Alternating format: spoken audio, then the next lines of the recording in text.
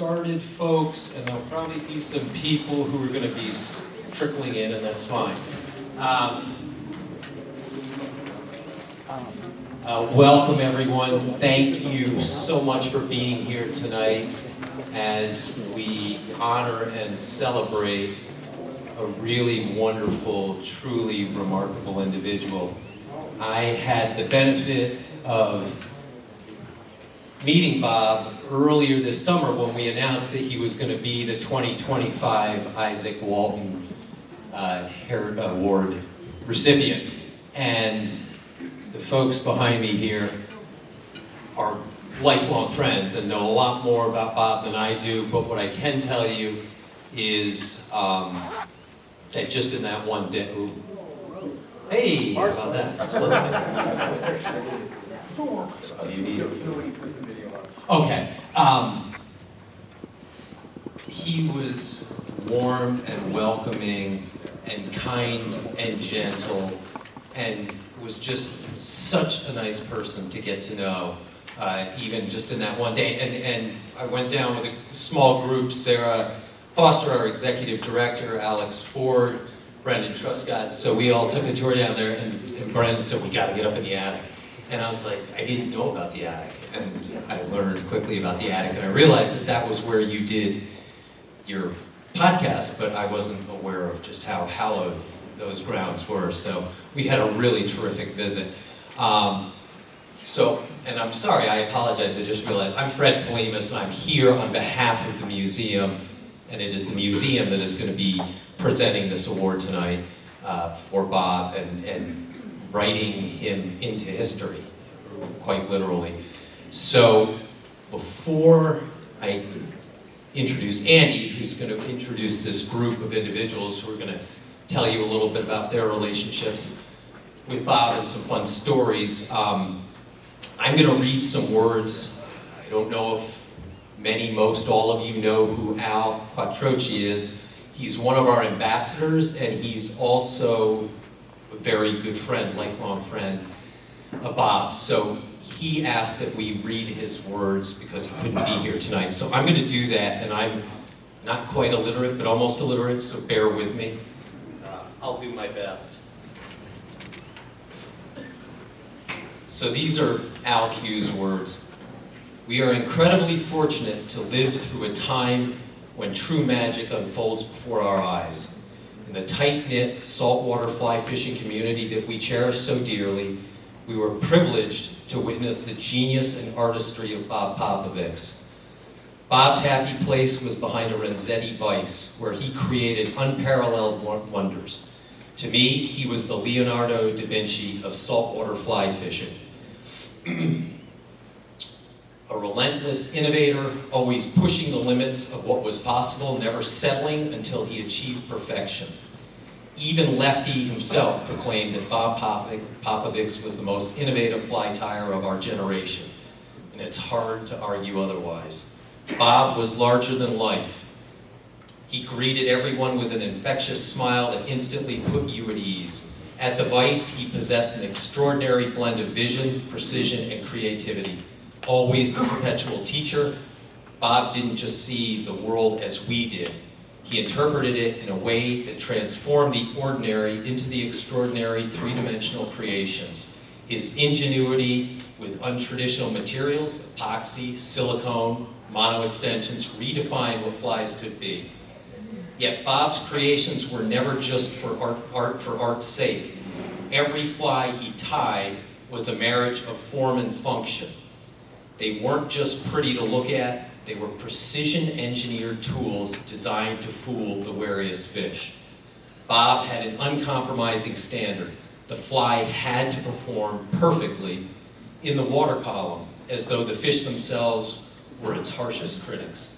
Watching Bob work was like watching a coach meticulously prepare his team for the big game. He didn't just tie flies, he brought them to life, swimming and testing them until they were flawless.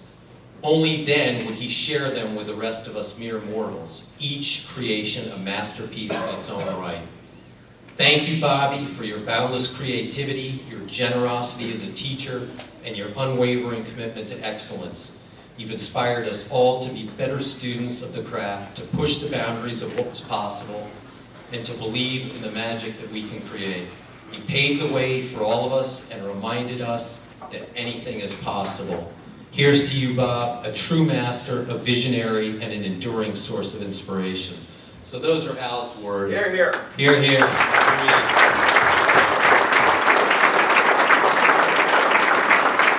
And before I bring up Andy, we're going to watch a short video, but I also just want to say 1 second. People are still streaming in. When you have a moment, Alexis, take a look around. And it'll make you realize how many people influenced and how many people he touched. And he has his lifelong buddies up here to share some really cool stories with you. So we're going to run this video now, a quick tribute video, and then I'm going to introduce Andy.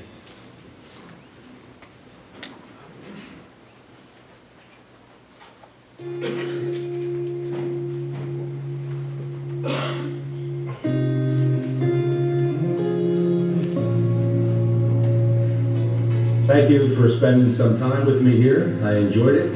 I hope some of these creations and innovations maybe have helped you or will help you in your fly tying in the future and give you a little more enjoyment of the sport itself. Good fishing. See you on the beach. Hi, I'm Bob Popovics. In this video, we're going to talk about some flies that I've designed over the last few years. But also, we're not only just going to show you how to tie them, we're going to show you how we use them. Bobby is he's a teacher, and that anybody that asks Bobby for anything, he goes out of his way to take care of him and to teach him and show him exactly, you know, what to do, and he knows what to do. So he's been doing it for a very long time. See, there's no reason to cast it as far as you can when they're right here. Just lift it up, put it back in. There you go. There he is, yeah,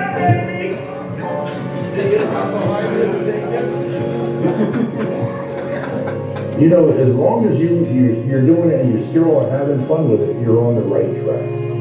It's that simple. You're on the right track as long as you're still having fun. He's an old Marine, retired, loves flowers, has got a superior mind when it comes to recreating things. He's a pleasure to go travel with, or go anywhere with. He's just a genuinely nice person, and he treats people very nicely, and I've always been proud to be a friend of his. I didn't know him before he went to Vietnam, I don't believe, but when he came back, then we started to fish together, and we became brothers. Actually, we became brothers with each other.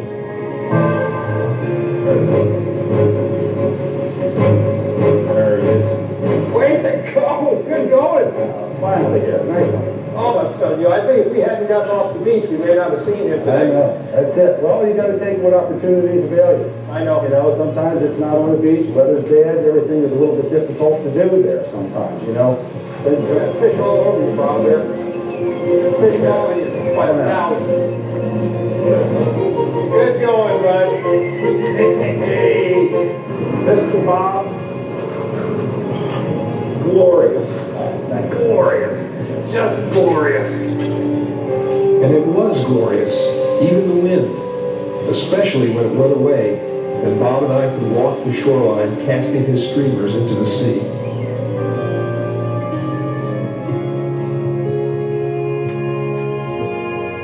Bob has changed my perspective of fishing, fly tying, and in addition, he's changed my life by exposing me to all this through his incredible generosity and the ability that he will do anything for anyone that shows an interest. If you're interested, all of a sudden, like I say, a week later, you're in his house, you're tying flies, and Eli Manning's never going to invite you to go to his house and learn how to throw a football. But Bob will invite anyone to his house to learn how to fly fish. Well, this is my fly tying room. It's a place that's very special to me. Started to have people over and doing a little fly tying here together as a gathering, and something that really ended up being one of probably my most prideful things in my lifetime, which was my famous Tuesday night. It's a strange thing to do, to walk into a stranger's house with no invite. You got to trust your friend as far as he was telling you the truth. And somehow in an age before the internet, social media, or email, the world found its way to Bob's attic through only the underrated power of word of mouth. Guys who were standing in the stairway having conversation there. They were standing in the bathroom having conversation only because there was no more room anywhere else. And my friend Lefty Craig said he wanted to see what this was all about. He had heard. And he came and spent the night here, sitting behind right here where I'm sitting, telling jokes, tying flies, tying knots, talking to the guys, telling jokes, having a ball. We all had a great night that night. He totally views things differently than the rest of us when it comes to designing flies. It doesn't bother me to miss a tie because I can sit there and watch him tie for hours. Because I don't have that talent, and I certainly don't have the vision he has when he looks at just piles of materials, and he can create beautiful art out of it that's also 100% functional. He's helped more people that I know of than anybody that's in the business, in the industry. Very unselfish. Bobby is probably the most unselfish person that I've ever met. Very giving, caring person. It's truly amazing how Bob can change your life in an instant, just through his generosity. He never wants anything for it. He's the most selfless person I've ever met. What's my philosophy on life? Think positive. I'm an optimist. I have my times where I'm down on things, down on myself or whatever, but I still have faith in human nature. I think that is the one encouraging thing that always brings me back. I always am able to find somebody doing something good somewhere. So enjoy life. We only have the one.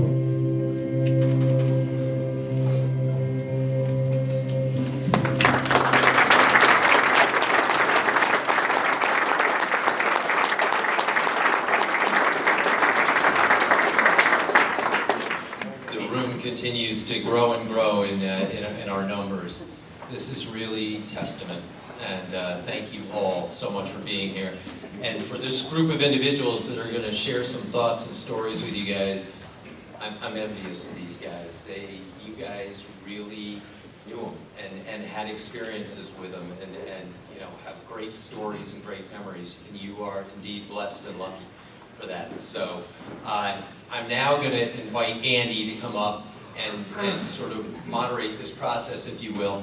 Andy Mill, I'm 99.9% sure, confident that I don't need to tell anyone who Andy Mill is, so I'm not going to make some big, long, formal introduction.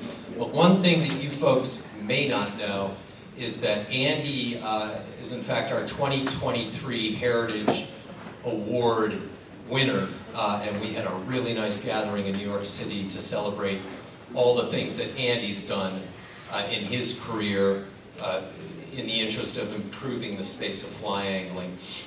And Andy's now going to introduce these folks, and there are some additional Izaak Walton folks here tonight, and Andy will talk about all that. So my friend Andy. Thank you very much. Yeah. I see a lot of Bobby's people in the house, he was our guy. To win this award is obviously one of the greatest accomplishments you could have as an American angler in any form, the Izaak Walton Award. And as much as this is Bobby's award, we got to give it to you, Alexis. He was your guy. So this year for Bobby, better have it.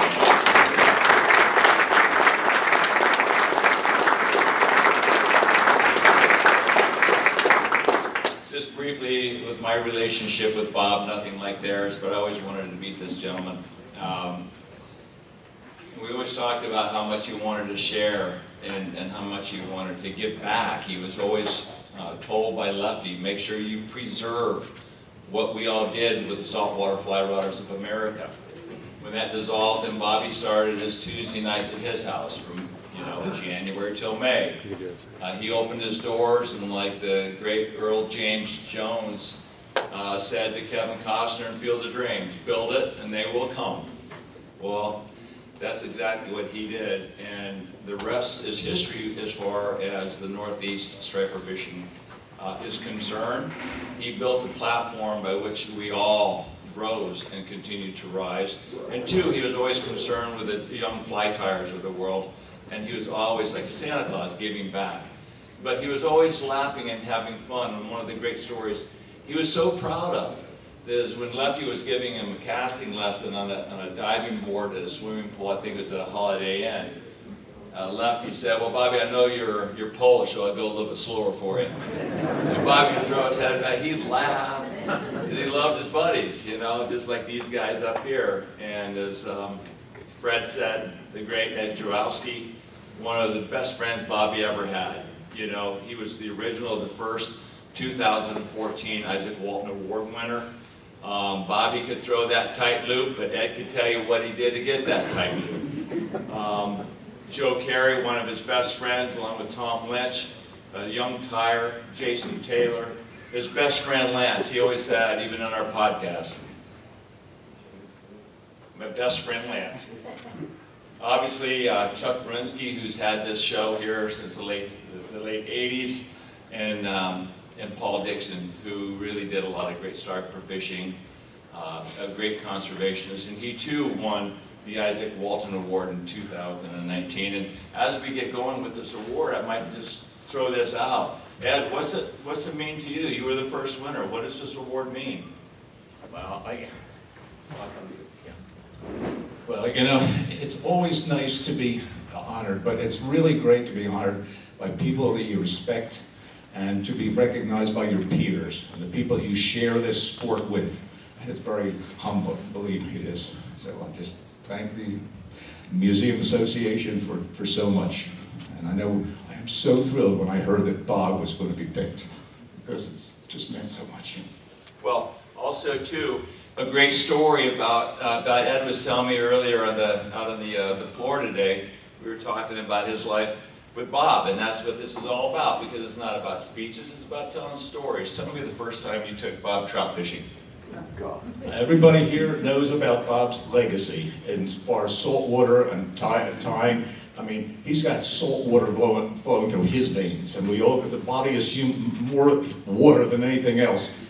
His water was salt water. He knew that ocean. He knew every bait fish, I think, by name. He was so into it.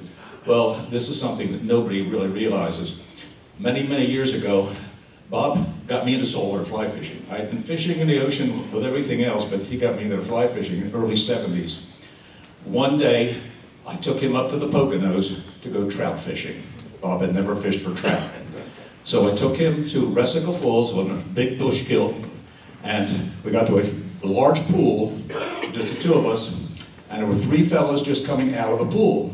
And I said to them, are you guys fishing, you know, done now, because we want to fish here? And he said, yeah, sure, go ahead. We've been fishing all morning, haven't caught a thing. Yeah, okay. So they went over, they sat on a log, three of them in a row. Now, I wasn't going to get Bob started with tying dry flies or anything. He could fish a streamer like nobody. So I said, okay, I put this marabou muddler on for him. I put him toward the lower part of the pool. I said, look, Bob, just work across there toward that bank and work down there. I went up the head, there were some fish rising, and I got a fish or two on dry flies. A couple of minutes later, I hear this scream, hey, Ed, I got one. So he goes, oh, that's great, good, Bob's got his first trout. 2 minutes later, I got another one, Ed. And I looked at these three guys sitting on a log, and they're looking at one another. Finally, he gets a third fish. He says, hey, Ed, another one. And he looks there, he takes the hook out, and he says, hey, Ed, he hollers up to me, by the way, what kind of fish are these? My head swung right around. The three guys on the log were mumbling something under their breath, and I couldn't repeat. I mean, that was his introduction. He could do almost anything that he set his mind to. And, you know, he said, my friend Lance, my best friend Lance, what was the glue that really held you guys together? When did you first realize that he was going to be your best pal, too? That's a tough question to answer, really. Bob and I met each other when he first got back from Vietnam. He was a very proud Marine that served over there. I was a rookie police officer in Seaside Park.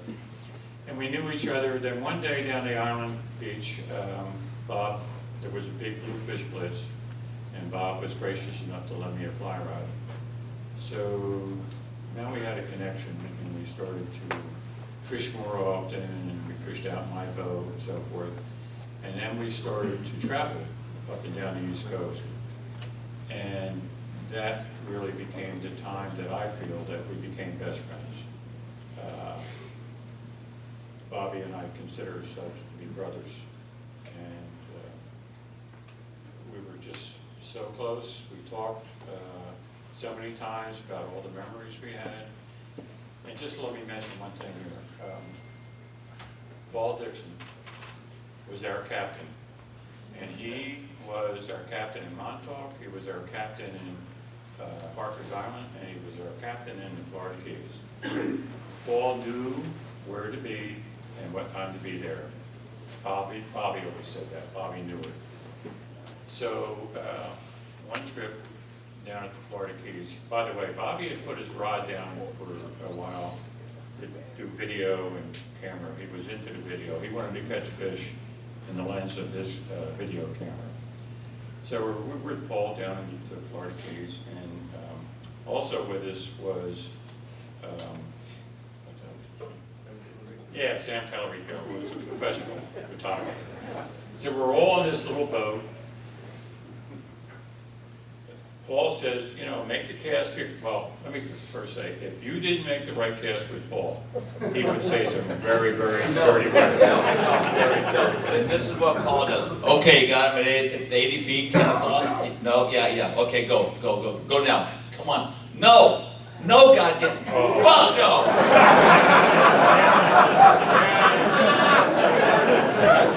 He used the F word a lot. So anyway, this one particular day, we were out, and like I say, Bobby put the camera, and Sam Tallarico with his camera. And I guess we were just blessed that particular day. Paul says, make a cast here. I made the right cast, and all of a sudden, this giant fish hits the fly. So we landed and everything, and to tell you the truth, I've never ever expected to have anything like that in my life, and I'll never forget that memory. And Bobby always talked about he caught the fish on the video, and Sam Tallarico said he caught the fish on camera. So we all had a spectacular day because of Paul.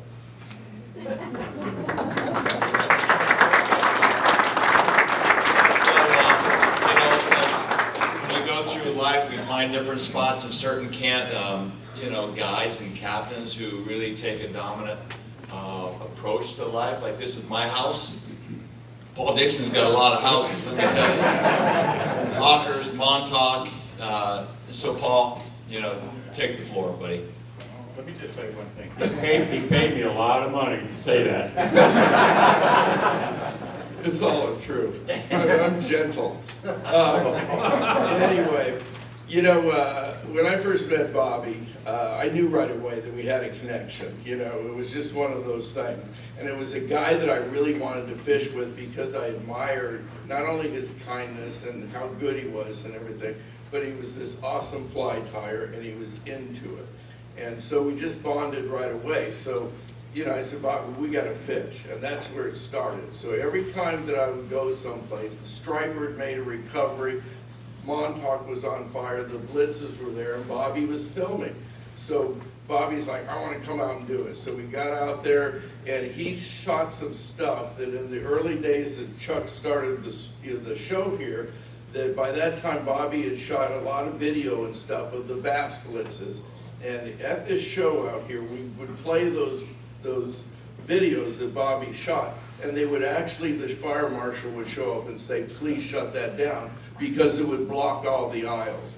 But as our friendship developed, it was great because I'd say, come down to the Keys, and what Lance just told you was, one of the great experiences. And then I tell him, look, I think we can get a permit in this area if you show up at this time.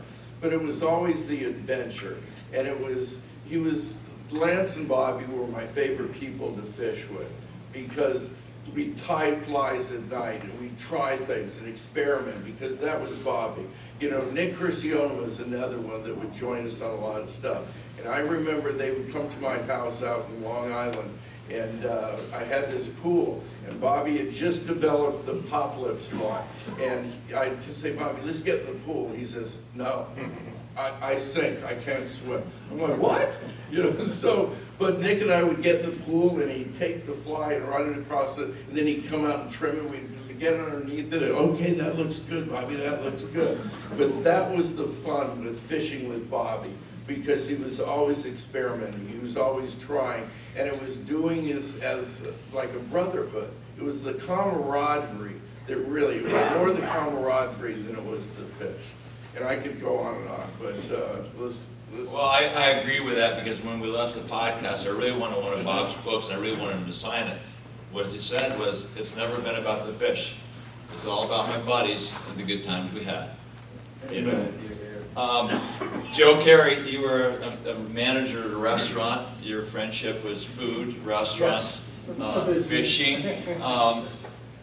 Tell me about how you met Bobby on the beach, and some of the stuff that you didn't mention in the film itself. Sure. What stands out most about Bobby now that he's gone? When you look back, what are the fondest memories that you have? Just as I said before, his generosity and his kindness. I mean, he would do anything for you. He never wanted anything. He was just always helpful. I met him because he and Alexis on their Monday night date nights would come in for dinner. And we knew each other from living in the same small town and riding the beach together in our own trucks. And we'd wave, so he'd start talking to me, and we'd be talking about fishing. Then he started with you gotta become a fly fisherman. It's the evolution. You gotta move on to the next step. So finally, to quiet him, I joined the club and tried it, and it's just been phenomenal. I mean, since then, we've had travels and experiences. I do have one experience that Alexis asked me to tell. She said, I have to tell this story. So we were in the vineyard one day, and the house we had, Bob didn't like the mattress on his bed. So he gets up in the morning, and he says, oh, man, my back really hurts. So I got some Aleve in the truck. I'll give it to you when we get out there. He says, okay. So we go out there, we're getting ready, and I get out, and he's like, oh, my back. So I said, oh, yeah. I said, you want to leave? He looks at me and goes, I don't want to leave. We call this our Abbott Costello moment. So now I'm like, you don't want to leave? He's like, no, I don't want to leave. He starts getting snotty. So now I'm like, well, I thought you wanted to leave. And he's like, I don't want to leave. And we're yelling at each other. And I look, and like 10 feet away, Steve Ferrara is standing there, and he's just shaking with laughter. He can't make a sound, he's laughing so hard. And it dawns on the two of us, and we're like, oh, we're idiots. But I mean, it was adventures like that. You never know what, and it's absolutely what Paul talked about. It was the camaraderie. Bob taught us that the fish were incidental to a trip. It was the time you spent with your friends, the time fishing, the enjoyment, and the stupid laughter that always erupted when you get together with really close friends. So always try and do that. That's his legacy to me. Well, I think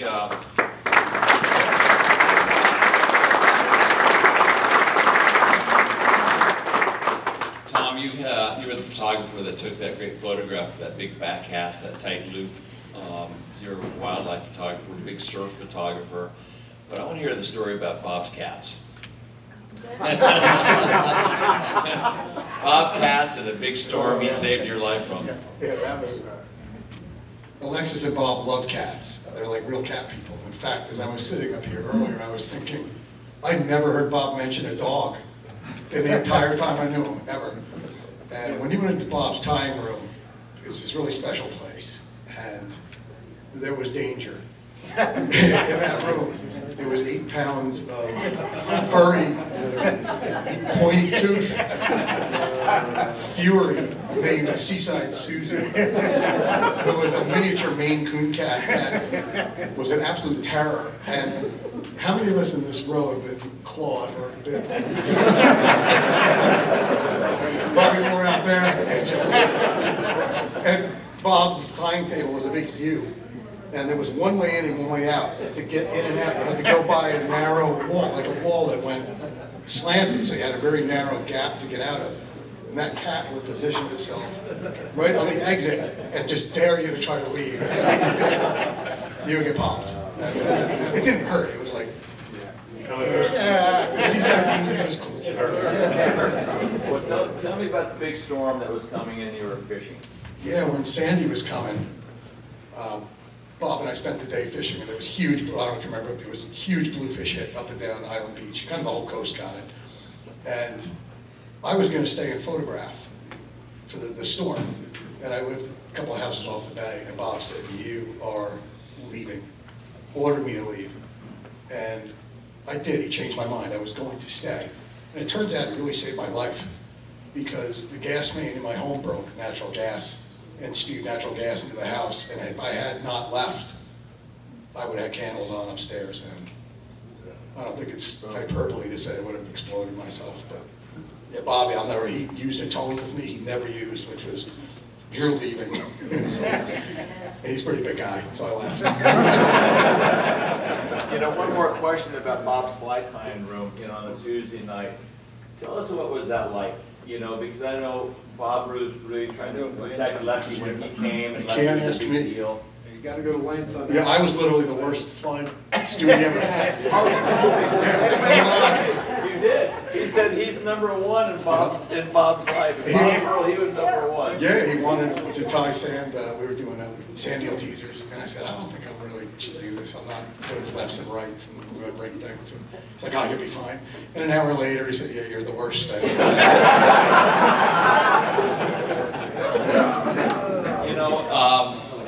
When we did the podcast, you go into this room, it's almost too sad or too bad we can't, keep that as a national monument for Northeastern, fly fishermen, because everybody was there. That was the ground floor.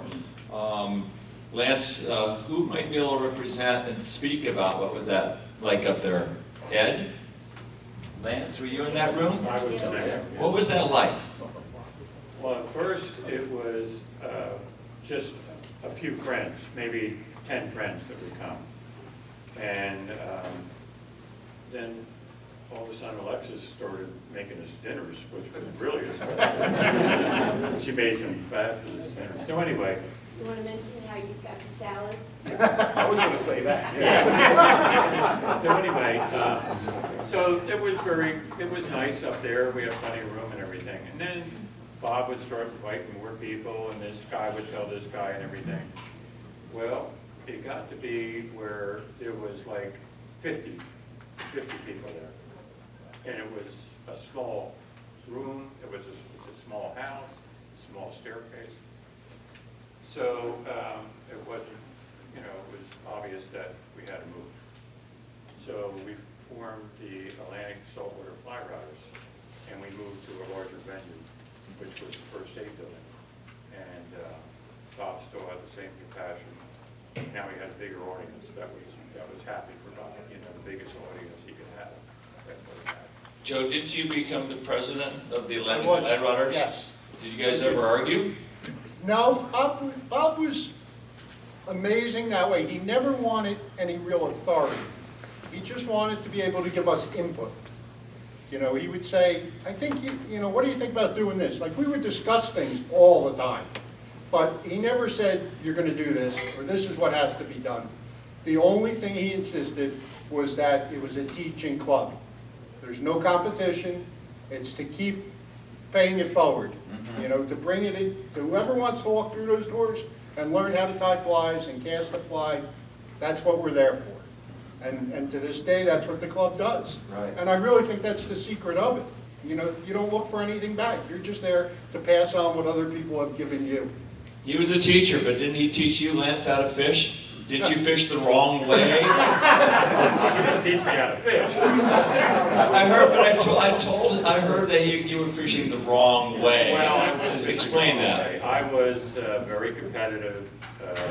It was very necessary to catch the biggest fish and the most fish.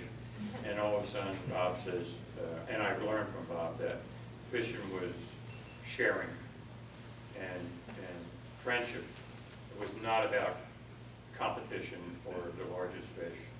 Sometimes the best times we had, there was no fish. Not when we were caught, but there was no fish. I would just like to share one quick story. We were in Martha's Vineyard, and we were walking in Edgartown on the sidewalk. It was just Bob and I. And he really was out there. People knew, but they didn't know what he looked like. So we're walking along, and we both had pop-fly shirts on and hats on and everything. So these two young guys are walking towards us. So they said, "Hey, are one of you Bob Popovics?" And I said, "Yeah, I'm Bob, and this is my friend Lance." So Bob's rolling his eyes and everything. So we're talking, and one of the guys said, "Wow, those flies are spectacular. They're really unbelievable." I said, "Yeah." I said, "I got to tell you, I don't tie them. My wife ties them." Yeah, Bobby rolled his eyes. He said, "No, no, no, that's enough. this guy's not all there." So anyway, then 45 minutes later, we were still talking to the guys. But anyway, that was a great story. Just wanted to share it. Yeah, Jason Taylor, you're a young fly tyer. You mentioned that.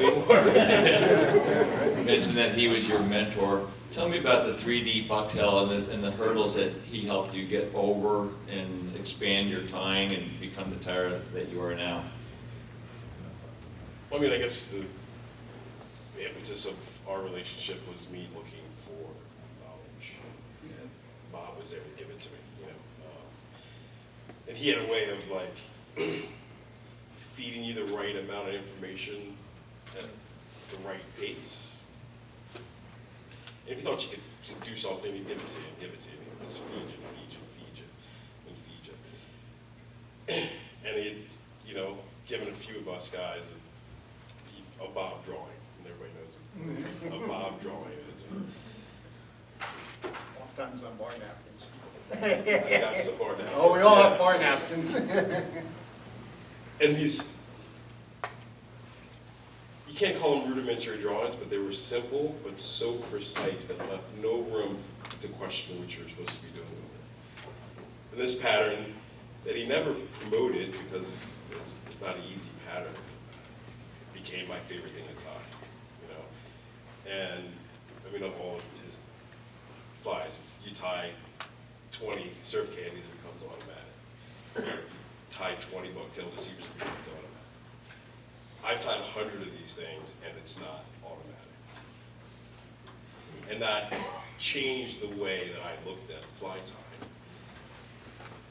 And discussions that he and I had just around that one pattern alone could probably fill 2 hours of video. And I still tie them to this day, and I still get tons of questions about it, And it's, the only thing Bob ever asked of me was, now that you know, and you know the right way to do it, show someone else.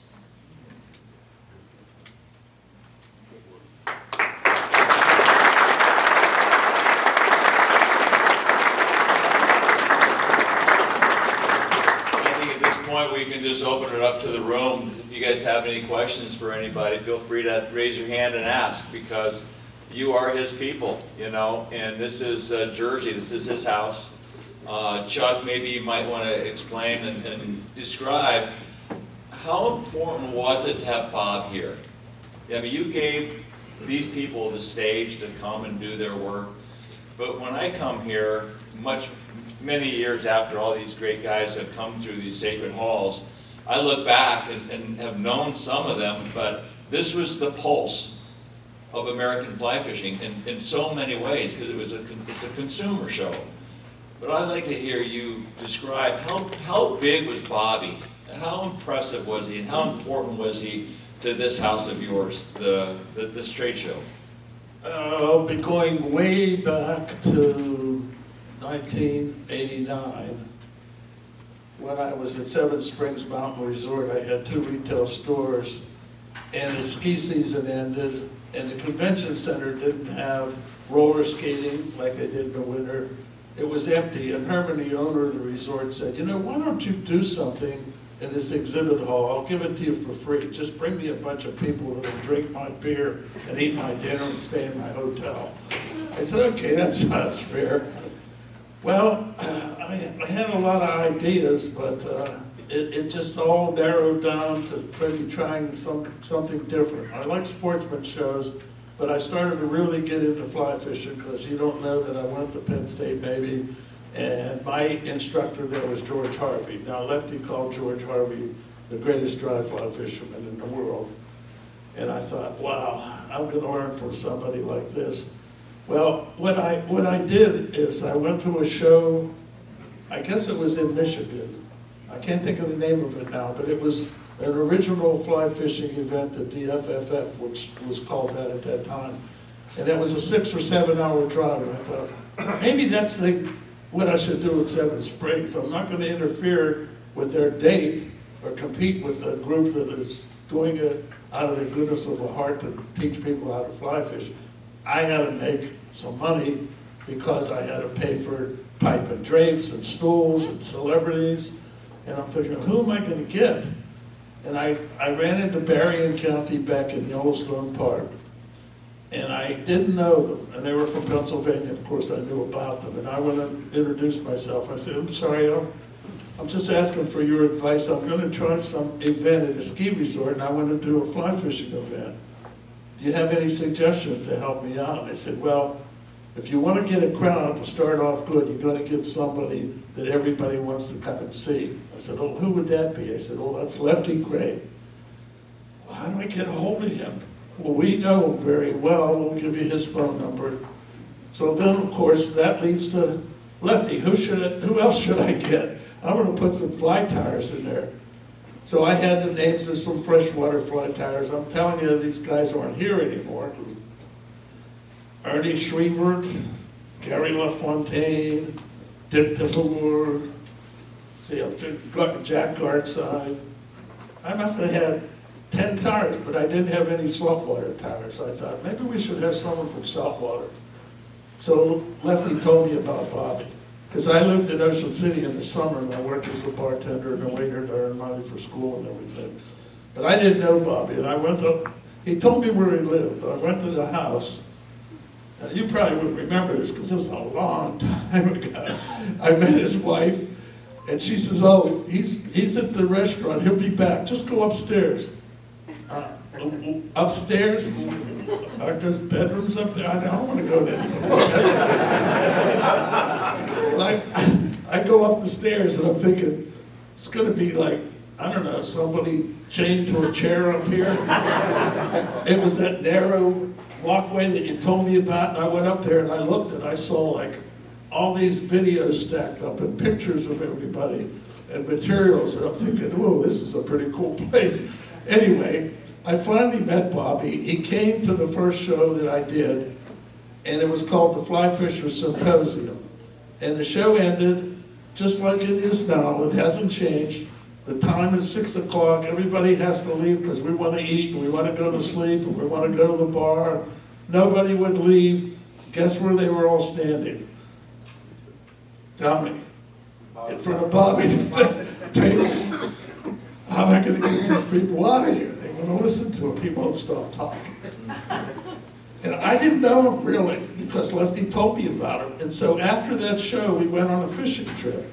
It was Andy Renzetti, me, Bobby Popovics, and Phil Cameron. You remember Phil Cameron? He wrote the first book. I think it was called Fly Tying with Synthetics. Maybe that was it, Ed. I think it was the first book on synthetic flies. So we went to the river where the best guides were fishing in Colorado. We decided to go to Colorado. And Ben, am I right, is it Taylor? The Taylor River? Every guy on that Taylor River was an expert fly fisherman because these fish were gigantic. They were the smartest fish I'd ever heard of and ever seen. Nobody had a fly bigger than the size 18. Most of them were 20 and 22s. Bobby puts his rod together and he gets a fly and ties it on 1 minute later. You know what a Polish sausage looks like with rubber lips? I'm looking at him and I don't know him well. I'm thinking, where's this guy go for his materials? Ace Hardware, Home Depot, Lowe's, silicone, glues, epoxy. I mean, I was wondering, who is this guy? So everybody loved him, and at that time, I didn't know what to think of him. Well, he threw that fly in the water, and when I saw it swim, I said, this guy's unbelievable. This fly, I've never seen a fly look like a live fish. Now, the trout didn't eat it. They probably ran away and thought it was going to eat them. But that's the first time I fished with Bobby, and you get to know somebody when you go fishing with them. And sometimes you say, I'm never gonna fish with that asshole again. Well, that was Bobby. That was Bobby from day one, right? He was an innovator. He was a creator. And only one other story I remember that he told me that I'd like to share, because no one mentioned this. And I can't remember whether it was fly fishing in saltwater or saltwater fly fishing. There were two magazines at one time about fly fishing in saltwater. Bobby wrote this article about the blitz of bluefish on a beach. And he was telling me this story. He was down on the beach, and this guy was pulling up, and he looked at his license plate, and it was from Georgia. And Bobby was in his van, and of course, I don't know whether he had maybe he had his pop fly, like some license plate that he, what did it fly? Yeah, anyway, this guy looks at him, and he says, "Are you Bob Popovics?" And he said, "Yes, I am." He says, "Who are you?" "I'm from Georgia. I just drove all the way up from Georgia. I read this article about this blitz on the beach, and I decided I've got to catch these fish." He drove up and got out, and there's Bobby Popovics there on the beach. Of course, they talked for about an hour. You know, Bob did everything he could to make the guy feel honored. And I don't think anybody knows about that story, because Bobby told me by myself one time, so if he shared it with anybody. Let's go to the floor at this point. Anybody have a question for anybody, or a story that you'd like to share with your fellow audience members? Oh, you're all shush. Everybody's nervous out there. I got one. You got one? Bring it. I'm in the restaurant business. My name's David, and I've been friends with Bobby for a long time. He was a mentor. Just like probably 100 people in this room who touched you in a serious way. And my relationship with Bobby has nothing to do with fly time on this subject, on this story, which is that I opened a restaurant, and it was on the 95 corridor. This was 16 years ago. I opened up, still open. And he would come by and stop by with Steve Farrar, other people that know me. I've seen so many people in my restaurant. He'd stop by on the way back to support me in my restaurant business. And he gave me a framed pop fly of a giant cotton candy, like wooden frame. It hangs in my office. It's been hanging in my office for like 14 years right now. And I look at it every day and think of him. It was tough, it was really hard understanding what happened with him. But that being said, like, he called me up 5-6 years ago and said, I want to bring the Shady Rest up to another level. I know that you do a raw bar.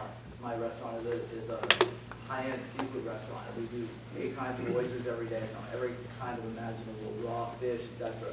And I was able to give him some help. We emailed recipes for mignonette and soy ginger juice and like all sorts of things that might go with oysters or raw fish, etc. Set them up with some purveyors with the ideas of what oysters you want to get and where you are. And let's just say for the last 3 or 4 years, my conversations with him have been so sparsely focused on fly fishing or fly time, and mostly focused on that part because he felt like it brought such a nice little thing to the Shady Rest, and to be part of something else other than the fly fishing with him. He was a great human being, man. He shared in all aspects. Thank you so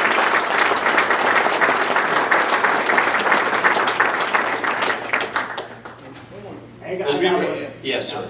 Hi, so my name's John King, and I'm a friend of Bob's for maybe 20 years. I contributed a chapter to his book. I'll give you 2 fly stories. Like David, who also contributed a chapter to his book, we were friends with him in lots of ways that had nothing to do with fly fishing. But I'm going to tell you about 2 flies. One is he and I were on the beach fishing. It was like 2007, 2008. He'd already published the hollow fly. I think Scope had written the article about it. He had this enormous hollow fly, a 10-aught shark, 12-weight rod. And he chucks it out there, whatever, 80 feet next to Billy and he's stripping it in. And I said, oh my God, that thing looks like a real bunker, like it had the dimension. It's a beast. And he said, I like the name of that fly. So that was the first beast fly. And I have that in my house in a Russell Stover box that Bob gave me. And then, you guys know this one, it's olive and white. You've probably seen it, Jason. It has about a whole bucktail on it. I think that hook probably weighs an ounce and a half. Another time, we were on the beach, and he had this purple and black fly, and it was all bucktail like his flies, but it was different, right? I held it in my hand, and I said, it's got like this bulk. I feel like I'm actually holding a mullet. He said, well, I sort of, it's the butts of the deer tail, it's the bottom of the bucktail. And I folded it back, and I said, what do you mean? He's like spinning it like deer? He said, no, you fold it back, and he showed me. And I said, why aren't you publishing? He says, it's nothing. So that was the bulkhead deceiver, which is another technique. You go around the show, it's like 50% of the guys are using bulkhead deceivers, right? And it was the same thing. It was so cool, right? It was a simple thing. Didn't occur to him to do it, so I actually wrote an article about it. So fly fishing, he was so good at it naturally that he didn't kind of get that this stuff none of us had thought of, even though all it meant was you just do this little doohickey there. But anyway, I miss my friend a lot, so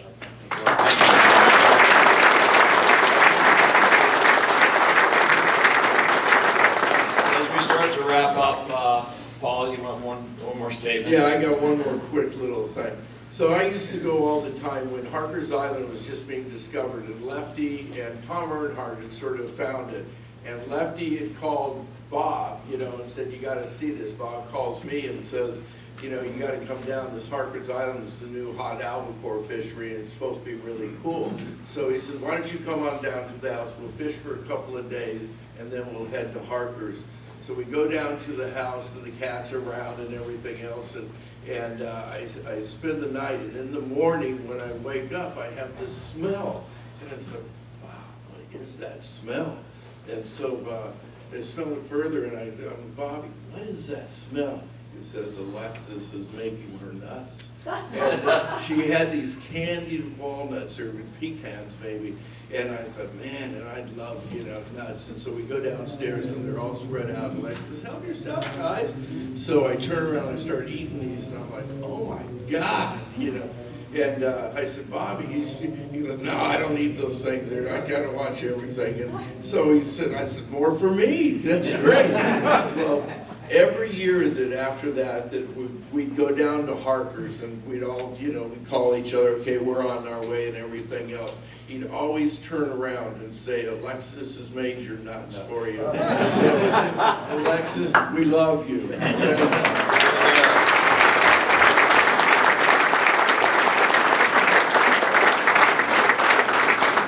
I give the mic back to Fred, I just want to read a quote from Flip Pallett. He was a good friend with a lot of the saltwater guys, especially in the Northeast, when he came up and did the Walkers television show. I contacted Flip, and he's in the woods. He lives in the woods. He doesn't fish anymore. He hides. But he said, today's the last day of the season. The weather's really bad, but going to stick it out till midnight. He said, quote, great to do the deal for Bobby. Great friend over a lifetime. A hugely multifaceted man who loved our lifestyle as deeply as anyone ever did. He embraced the old ways of friendship, loyalty, business, and tenets of everyday life. When the shit got deep, you could look over your shoulder, and Bobby would be right there behind you. He was born to the water and gave much of his life to the wet spots wherever he found them. His contributions to fly fishing are legend. His trail of friendships, the same, and he never excused himself from being human because of his notoriety. He owned the beaches of the Northeast and the Mid-Atlantic and welcomed us all to stand in his sandy footsteps. He shared everything, and perhaps that's Bobby's legacy. He kicked up a pretty big fire in our small world and lit the